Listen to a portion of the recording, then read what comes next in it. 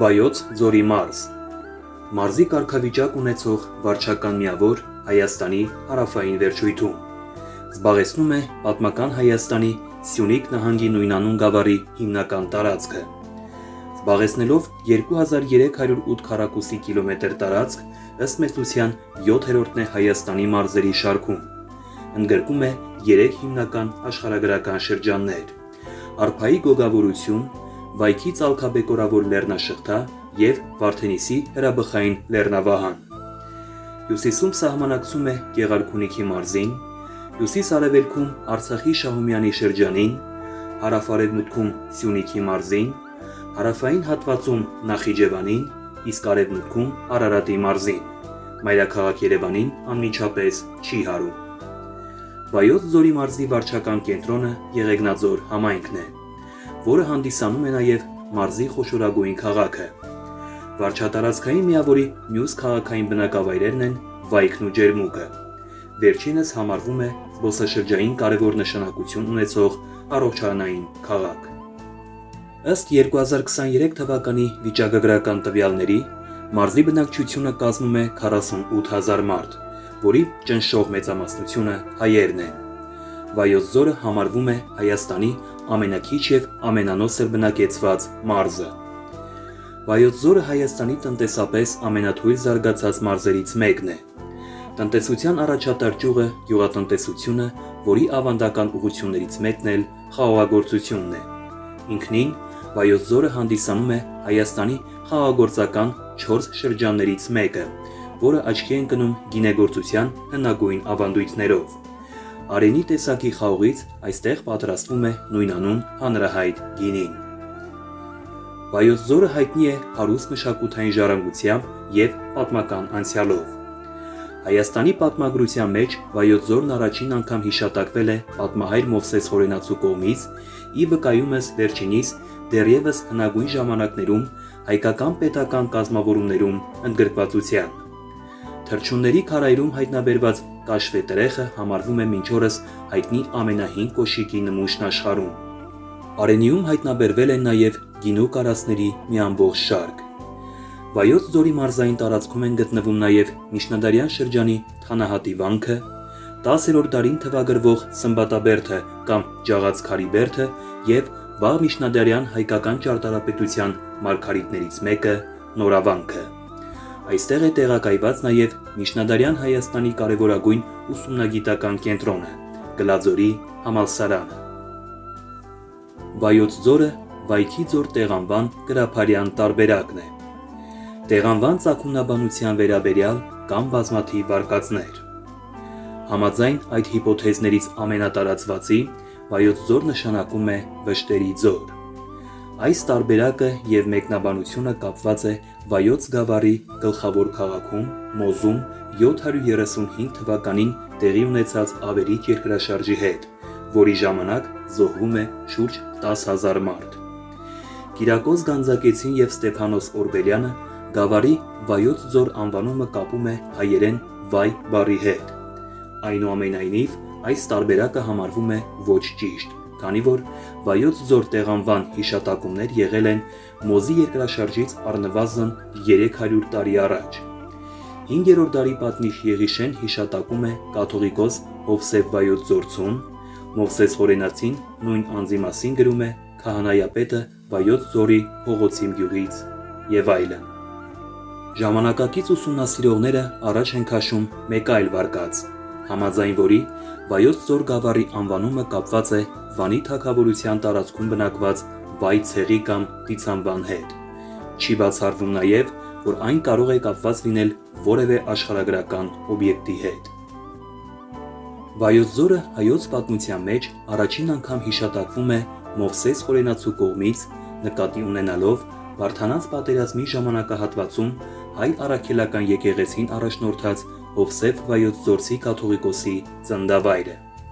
Այնուամենայնիվ, հնագիտական պեղումների արդյունքում այստեղ հայտնաբերվել են բազմաթիվ գտածոներ, որոնք թվագրվում են պալեոլիթյան և բրոնզեդարյան ժամանակաշրջաններին։ Հայտնաբերվել են նաև որսորդության տեսարաններ պարունակող ժայռաքանդակներ։ Այս ամենով պայմանավորված պատմաբանները եկել են այն եզրահանգման, որ Վայոց ձորը բնակեցված է եղել դեռևս նախապատմական ժամանակներում։ 2007-ից 2011 թվականներին իրականացված պեղումների ընթացքում Արենիի նախնադարյան քարանձավում հայտնաբերվել է գինեգործությանը վերաբերող գտածոներ։ Ներկայումս այդ գինեգործական համալիրը համարվում է աշխարհում հնագույնը և թվագրվում է մեր թվարկությունից առաջ 4-րդ հազարամյակին։ Քարանձավի ներսում մարդիկ չեն բնակվել, իսկ գինու սպառումը նրանց համար կրել է ծիսական բնույթ։ Արենիի քարանձավի խորքում սննդի պահպանության տարաների կողքին հայտնաբերվել են կավե ամանների մեջ թաղված երեխաների և մեծերի աճյուններ, որոնք բավականին լավ են պահպանվել։ 3 գանգ պատկանել է դեռահաս աղջիկների, որոնք մահացել են 5-ից 6000 տարի առաջ։ 2008 թվականին նույն քարանձավում հայտնաբերվել է աշխարհում ամենահին ավելի քան 5500 տարեկան կաշվե կոշիկը։ 15-ից 18-րդ դարերի միջև ընկած ժամանակահատվածը համարվում է Վայոց ձորի լճացման ժամանակաշրջանը։ Այս տարիներին Հայաստանի տարածքը ենթարկվում է թյուրքական ցեղերի ասպատակություններին, որի արդյունքում ավերվում են Վայոց ձորի բնակավայրերը, իսկ տեղի հայկական բնակչությունը պարբերաբար ենթարկվում տեղահանությունների և կոտորածի։ Նվաճողները հայ քրիստոնյա բնակչությանը ճնշում են հարկային ծանր քաղաքականությամբ։ Ավելի ուշ 18-րդ դարում Վայոց ձորը տուժում է թուրք-պարսկական հակամարտության պատճառով։ Ռուս-պարսկական 1826-ից 1828 թվականների պատերազմի արդյունքում կնքված թուրքմենչայի հաշտության պայմանագրով Արևելյան Հայաստանը անցնում է ռուսական կայսրությանը, սկզբում միավորվելով հայկական մարզի, ապա Երևանի նահանգի Շարուր Ղարալագյազի գավառի կազմում։ 1918 թվականին Վայոց ձորի տարածքն անցնում է նորանկախ Հայաստանի Ժողովրդավարական Հանրապետությանը, ներառվելով Սյունիքի նահանգի մեջ։ 1920 թվականին Կարմիր բանակի կողմից Հայաստանի բռնազավթումից և խորհրդային կարգերի հաստատումից հետո տարածաշրջանը անցնում է հայկական ԽՍՀ-ին։ Հայաստանի խորհրդայնացումից անմիջապես հետո 1920 թվականի դեկտեմբերի 25-ին սպարապետ Գարեգին Նժդեի նախաձեռնությամբ Տաթևի վանքում հրավիրվում է Համազանգեզուրյան առաջին համագումարը, որի արդյունքում հռչակվում է Լեռնահայաստանի Հանրապետությունը։ Վայոց ձորի ներկայիս տարածքի մեծ մասը ևս մտնում է Նժդեհյան Հանրապետության կազմի մեջ։ Այնուամենայնիվ, բոլշևիկների ճնշումների ներքո Նժդեհը թողնում է Սյունիքն ու Հայաստանի սահմանները, երաշխավորված լինելով, որ տարածաշրջանը մնալու է ՀԽՍՀ-ին։ 1929-ից 1930 թվականների ռեֆորմների արդյունքում նախկին Վայոց ձորի գավառի տարածքում ձևավորվում են խորհրդային Հայաստանի Եղեգնաձորի և Ազիզբեկովի ներկայիս Վայքի շրջանները։ Արցախյան շարժման և պատերազմի սկզբից հայ-ադրբեջանական սահմանի երկարությամբ գտնվող Վայոց ձորյան բնակավայրերը պարբերաբար ենթարկվում են հարձակումների և հրթիռակոծությունների։ Իրավիճակի բարդությունը կայանում էր նրանում, որ մարզում զգալի թիվ էին կազմում ադրբեջանաբնակ և խառը բնակչությամբ գյուղերը։ 1989 թվականի մարտ-ապրիլ ամիսներին ավելի հաճախակի են դառնում ազգամիջյան բախումները և միջադեպերը։ Հետագա բախումները կանխելու նպատակով Եղեգնաձորի և Վայքի շրջանների ղեկավարությունը կազմակերպում է ադրբեջանցիների ապահով տեղափոխությունը Նախիջևան։ 1991 թվականին Վայոց ձորը մտնում է նորանկախ Հայաստանի կազմի մեջ։ 1995 թվականի բարեփոխումների արդյունքում որպես առանձին վարչատարածքային միավոր ձևավորվում է Վայոց ձորի մարզը։ Ինչպես նշեցի, Վայոց ձորի մարզը գտնվում է Հայաստանի հարավ-արևելքում, Արփա գետի ավազանում և շրջապատված է Զանգեզուրի լեռնաշղթայի հյուսիսային հատվածով։ Վայոց ձորը հարևան մարզերից տարանջատված է տարածքի մակերևույթի առանձնահատկությամբ։ Վայոց ձորի գոգավոր տարածքը շրջապատված բարձրադիր լեռներով և ջրբաժան լեռնաշղթաներով այն դարձնում է աշխարհագրական մեկ ամբողջություն։ Բնական գործընթացների արդյունքում այս տեղանքում առաջացել են բազմաթիվ լեռնաշղթաներ, ձորեր, լեռնանցքներ, սարահարթեր, գոգավորություններ, դաշտեր, մարգագետիններ և բնական բազմապիսի կերտվածքներ, որոնք առավել բազմազան են դարձնում Վայոց ձորի բնապատկերը։ Մարզի տարածքը գտնվում է Հայաստանի բարձրադիր հատվածում։ Լեռնագրական առումով Վայոց ձորի տարածաշրջանը ներառված է հարավային լեռնաշղթաների և միջլեռնային գոգավորությունների աշխարհագրական մարզի մեջ։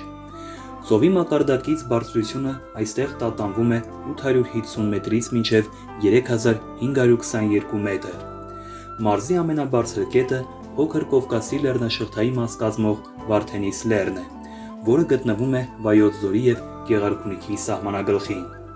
Համեմատաբար բարձր լեռնագագաթներ են նաև Գոգին, Ամուլսարը, Գնդասարը և Վայոց սարը։ Վայոց ձորի մարզի աշխարհագրական դիրքավորմանը բնորոշ են լանդշաֆտի բազմազանությունն ու ռելիեֆի գոտիականությունը։ Արևմուտքից Վայոց ձորի լեռնաշղթաները աստիճանաբար ցածրանալով հասնում են Շարուրի դաշտ։ Մարզը հյուսիսից շրջապատված է Վարդենիսի լեռնաշղթայով։ Վայոց ձորի տարածքն ընդգրկում է 3 խոշոր աշխարհագրական ենթաշրջաններ։ Ինչպես նշեցի, դրանք են Արփայի գոգավորությունը, Վայքի ծալքաբեկորավոր լեռնաշղթան և Վարդենիսի հրաբխային լեռնավահանը։ Ինչպես Վայոց ձորը, այնպես էլ ողջ հարավային Հայաստանը գտնվում են գեոսինկլինալային գոտում։ Դա նշանակում է աշխարհագրական գոտի, որտեղ չեն ավարտվել լեռնակազմական գործընթացները։ Ուստի այստեղ հնարավոր երևույթներ են երկրակեղևի սաստիկ ցնցումները։ Այս ամենի մասին վկայում է 735 թվականի Մոզի ավերիչ երկրաշարժը։ Գերակշռում են պալեոգենի և ստորին նեոգենի նստվածքային և նստվածքահրաբխային ապարաշերտերը։ Բնական հիմնական լանդշաֆտները կիսանապատներն ու տափաստաններն են։ Տիրապետում են լեռնաշագանակագույն և մարգագետնատափաստանային հողերը։ Մարզի տարածքում հայտնաբերվել են պղնձի, տուֆի, մարմարի, կրաքարի, կավի, բազալտի, գրանիտի, ֆելզիտի և հանքային ջրերի մեծ պաշարներ։ Մետաղական նշանակության պաշարները դեռ չեն շահագործվել։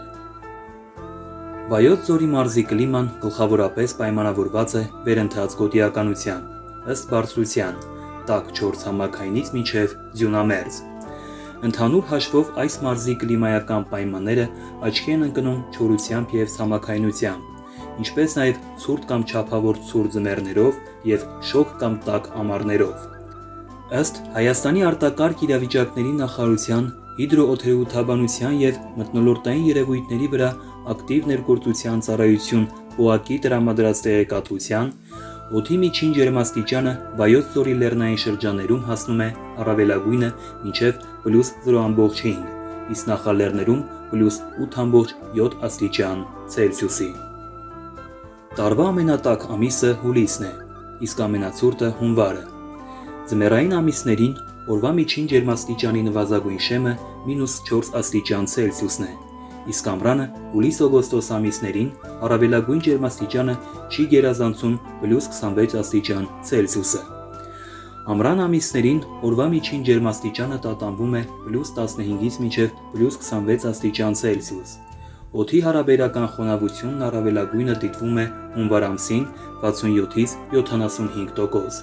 իսկ նվազագույնը օգոստոսին 39-ից 62%։ Տարեկան տեղումների քանակը ըստ բարձրության տատանվում է 300-ից 800 մմ։ Արևափայլքի ժամային տևողության ցուցանիշով Վայոց ձորը առաջատար դիրք է զբաղեցնում Հայաստանի մարզերի ցանկում։ Տարվա օրերի ճնշող մեծամասնությունը արևոտ են, անարև են 365 օրերից միայն 30-ից 40-ը։ Ձյունածածկույթի բարձրությունը Վայոց ձորի նախալեռներում լինում է 10-ից 76 սանտիմետր, իսկ բարձրադիր շրջաններում մինչև 2 մետր։ Վայոց ձորի ջրագրական ցանցը բավականին խիտ է։ Մարզի ողջ տարածքով հոսում է Արփագետը իր դարբ, կապույտ, գնիշիկ, գրավ, եղեգիս, հերհեր, մալիշկա, ելփին և այլ վտակներով։ Այն սկիզբ է առնում Արցախի բարձրավանդակի հյուսիսարևմուտքից 3200 մետր բարձրությունից և թափվում Արաքս գետը, Նախիջևանի և Թուրքիայի սահմանի վրա։ Վայոց ձորի բոլոր գետերն ու գետակները սրընթաց են, արագահոս, ունեն մեծ անկում և թեքություն և հարուստ են էներգետիկ պաշարներով։ Արփայի վտակները տեղ-տեղ առաջացնում են նաև սահանքներ և ջրվեժներ։ Նշանավոր է բնության հուշարձանի կարգավիճակ ունեցող ջերմուկի ջրվեժը։ Գետերի մեծ մասը սելաֆաբեր է, ուստի վերջինի սափերին կառուցվել են հակասելաֆային, քարալիցքային ցանցարկղերով ափապաշտպան հենապատեր։ Արփայի ջրերի մի մասը Սևանա-Լիճ փոխադրելու նպատակով կառուցվել է 48.3 կիլոմետր երկարություն ունեցող Արփա-Սևան ջրատար թունելը, որը սկիզբ է առնում Կեչուտի ջրամբարից։ Արփայի ամենամեծ վտակը Եղեգիսն է, որը սկիզբ է առնում Վարդենիս լեռան հարավային լանջերից։ Եղեգիսի ջրերի մի մասը տեղափոխվում է Որոտան Արփա-Սևան ջրատար։ Գետամերձ հատվածում է գործում Եղեգնաձորի ջրեկը։ Թեքսարի լեռնաշղթայի հյուսիսարևելյան լանջերից 3040 մետր բարձրությունից սկզբնավորվում է Արփայի մեկ այլ խոշոր աջակողմյան վտակ՝ Հերհերը։ Գետի վրա կառուցված է ջրամբար։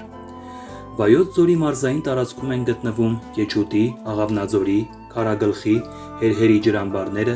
Գնդեվազի, Մալիշկա Եղեգնաձորի ջրանցքները, Որոտան Արփա-Սևան ջրատարի զգալի մասը։ Այս տարածաշրջանը աչքի է ընկնում նաև փոքր լճակների մեծ քանակությամբ, որոնց մի մասը ամռան տապին ցամաքում է։ Արփա գետի ավազանը հարուստ է նաև բազմաթիվ սառնորակ աղբյուրներով, որոնցից որոշների շրջակայքը ծառայում է որպես հանգստի գոտի։